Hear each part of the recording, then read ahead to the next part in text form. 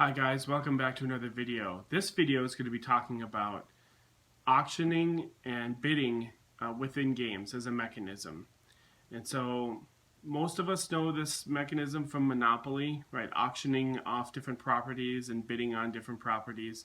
Acquire is another one that came out in the 1960s where you're bidding on stocks in hotels, I believe. It was quite a popular game and is still somewhat popular. And so that's what we're going to be talking about today in this video. So I have two kind of sections for this, or segments for this video. The first one's going to be kind of long. I'm just going to be talking about bidding and how it makes players feel. And then at the end I'm going to wrap up with giving a game that I like. I usually try to give out a game recommendation that has the mechanic that I'm talking about. So this is going to be probably a pretty long video, so let's get into it. Back in the 1960s, there was a economics professor at Harvard that went in front of all of his students, economics students, with a crisp $100 bill. And he said that he was going to play a game. He was playing a game with his students, and they were going to run an auction. He said, we're going to auction off a $100 bill. And so students started to think, okay, what would I bid on a $100 bill? What would you bid on a $100 bill? $10? Hey, if you win, you get a $100 bill. So that's what, $90 profit. Maybe half, 50 bucks. That means like spend 50, but I got 50 back.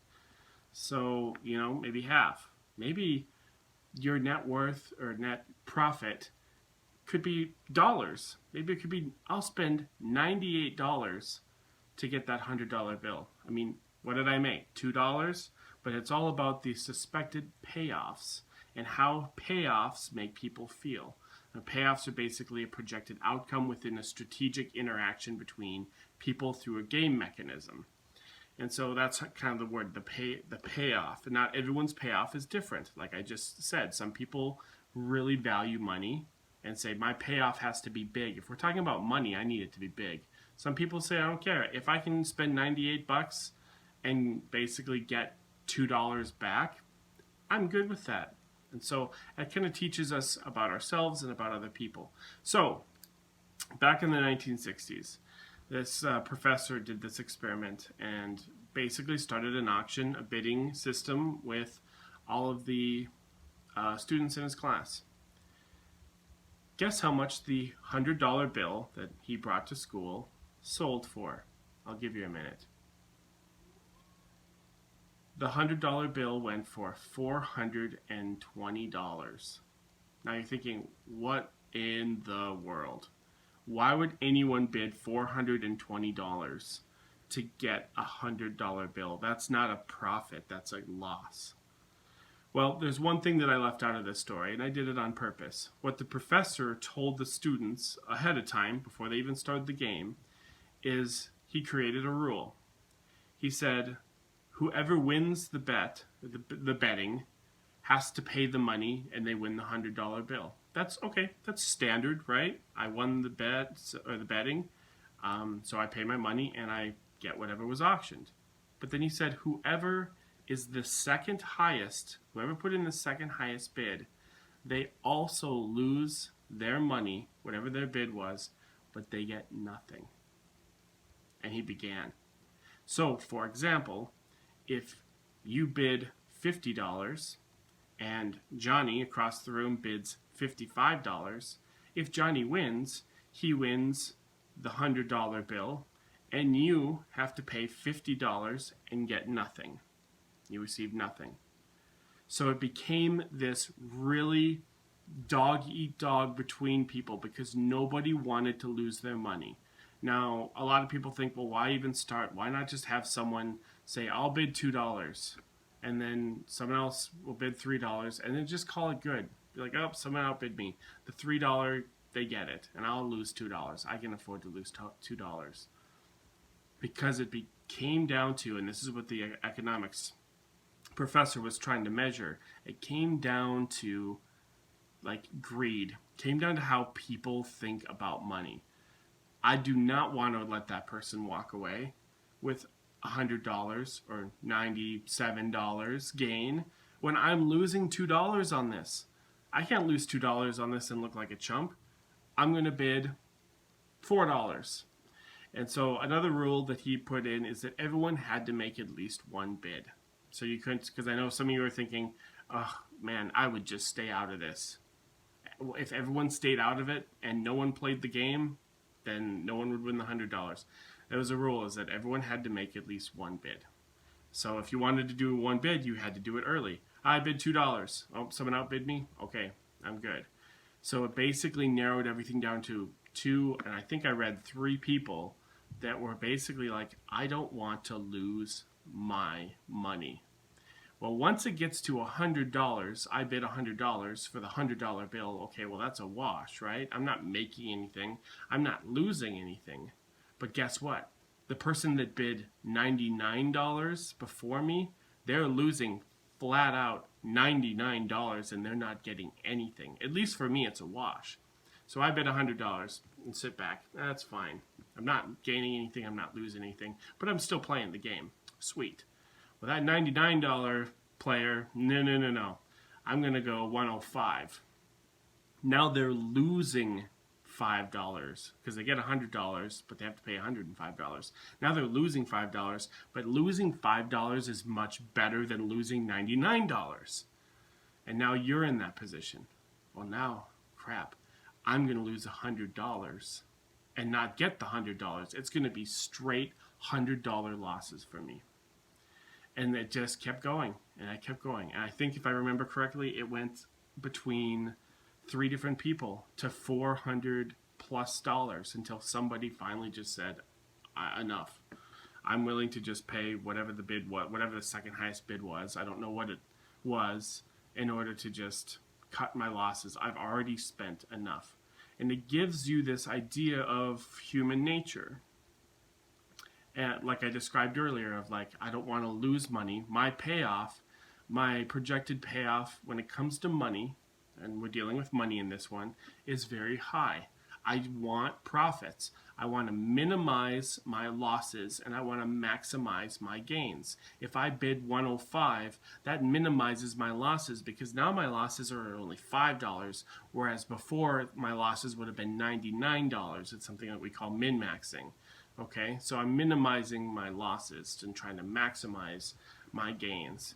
And so they've done this idea of auctioning, betting, having people, whatever you bet, you always lose no matter what. There's games that do that. There's games that play it the good old-fashioned way where if you're the highest, you lose your money, but everyone else gets to take their money back if they didn't win, so they get to keep their money. And so it's kind of like a good deal for them. And it really shows you in games, kind of replicating what this professor did back in the 60s, how people think about money and min-maxing and what is my projected payoff when it comes to money. Some people, a payoff of money is very low, projected payoff. I don't really care if I gain $1 or $2 or whatever. But then if you hit something else with them, like their ego or their feelings, the emotional part of the game, the emotional meta game, well, I don't care so much about the money, but I don't want to look stupid in front of all my classmates. I don't want to walk out the door, have the walk of shame, and have my classmates go, hey, you look kind of stupid. You spent $99 and you got nothing. So there's that sort of emotional meta game of I want to look good in front of my peers. That's a different kind of payoff. That's not a monetary payoff. It is connected, but it's a different type of payoff. So everyone in the world of game theory has different values of an X, whatever, of payoffs. And they can range anything from money to emotional metagame payoffs to family, health, things like that in the real world. Now in games, it can be done very, very simple and silly because it's just a game. So in Monopoly, when you go bankrupt, yeah, it sucks. You went bankrupt, but you're okay because we get to go eat dinner after this, and everything's gonna be okay. Games allow this kind of framework for people to kind of find out who they are, what their projected payoffs are, in a not, how do I say this, not super real way, because it's just a game. You get to put the board away and the money away and stuff, and you win and you lose. Or, oh, I had a game the other day where I came in dead last. I was $400 in debt. Well, guess what? You put the money in the box and you're not actually $400 in debt, but you did some ROIs, your return on investment, you did the high risk, high reward. You got to play however you wanted to play, and you got to bid however you wanted to bid in a very safe setting because it wasn't real money. And that says something about us. How do you approach these situations? Whether if it be money, whether if it be emotional payoffs between you and a spouse, boyfriend, girlfriend, what are your expected payoffs? And so that's just something to think about, kind of a more philosophical discussion about betting and, things that aren't necessarily tangible, that we bid on every day. Emotions, attention from our spouses, from our family, mom and dad, or how we feel about ourselves. I don't want other people to think that I'm stupid. And so there's, I don't know if ego is the right word, but there's an ego part that is a projected payoff. I want my ego to feel good. I want to feel good about this, whether it be money or whatever else. And so that's one thing that I try to focus on when I do these videos, is kind of a real world application in how these games can help us grow, help us understand. I definitely take risks and I play games way differently than I would in the real world. But you know what? As I've grown up, I am in the real world. I do stock markets. I do have a portfolio. I do, and I know how I play. And it's different within a game, but the game has allowed me to kind of grow to understand what kind of a player am I in real life. And games also, on the other hand, are fun, and they allow me to just take super big risks, like high risk, high reward, but I crash and burn and I lose everything. And I lost a game the other day. I was $400 in debt. We put the game back together, we put the box back on, and I'm still here making videos. But it was fun because it was a way to kind of vicariously play and deal with these payoffs in money or stocks or whatever in a very, very safe way. And it allows you to build as a person. So, okay, let's get on with that. Let's get to the actual recommendation. So there is a game that I recommend. There's a lot of betting games and stock market games. Acquire, one that I mentioned at the top of the video, that came out in the 60s by Sid Saxon, where you're bidding on hotel chains, and they're growing on the board, and you're buying stocks in them and selling them and trading them or whatever. Became a huge, kind of one of the first real big, pure stock market games. I think it's okay. I'm not recommending it. So the game that I am recommending is from quite a few years ago. It was a Kickstarter game that I ended up picking up through like Amazon, an Amazon seller, and it is called Stockpile. So in Stockpile, it is essentially a stock market game. And you are playing an investor, starting with some money, looking at the board, and you have 6 different companies that have stocks, where their stocks are at. And the companies are all different colors, so you don't have to really, I don't even remember what all the companies are, but there's the yellow company, the green, the blue, the gray, and you get stocks, which are these cards, and you bid on stocks, and it's basically the time where you sell high, buy low. Everyone knows that, right? But the thing about Stockpile, what I love about this game, is that it's very random. Some people might not like this game because it's pretty chaotic.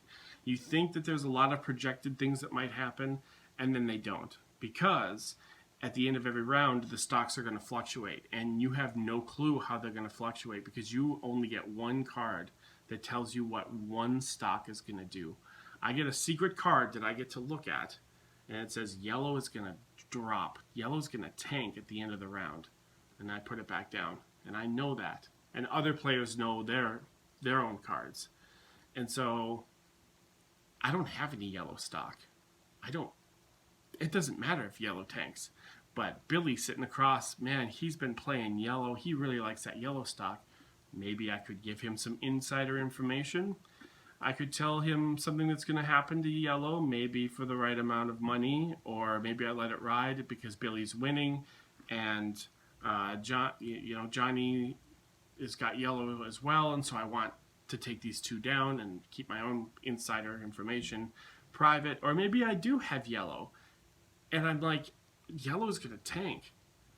Sell, sell, sell, sell, sell. And so it's very chaotic and very crazy in that sense, that at the end of every round, and you usually play about 5 rounds depending on the player count, how the stock market goes, and things can tank and you can lose everything, or things can go up and you can double your stocks, basically doubling your money.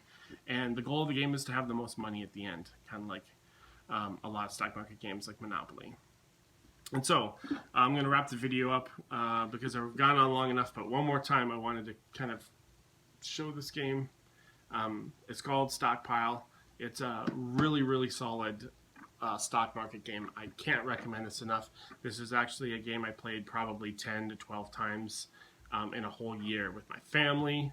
It's a pretty good family game. It's easy to learn. It's got quite a few phases that it goes through, but they're all very simple as far as you just play a card, or you sell a stock, or you buy a stock. So it's a really good family game. It's good for game nights, for having your friends over and having a few beers or whatever and playing this stock market game. It's definitely the best stock market game that I've ever played. Granted, I have not played all of them because there's thousands of them out there, but it is my favorite. So it's the one that I'm recommending in this video. So in recap, Stockpile is a good game to check out if you like bidding, auctioning, stock market games. And then also, kind of on the philosophical question, what are your payoffs when you bid on things in real life? In a game, sure, we can talk about games. You want to talk about games, I can talk about games. But in real life, how do you handle your bids when you bid for emotional things, intangible things, and even if it is money, let's talk about money. Is money a big projected payoff for you? And maybe that's something to think about, something to ponder about, maybe something to talk about with your friends or family or your roommate the next time you're sitting around eating some ramen noodles or whatever. And so that's it for me this video. Thanks for watching. I will see y'all at the next video.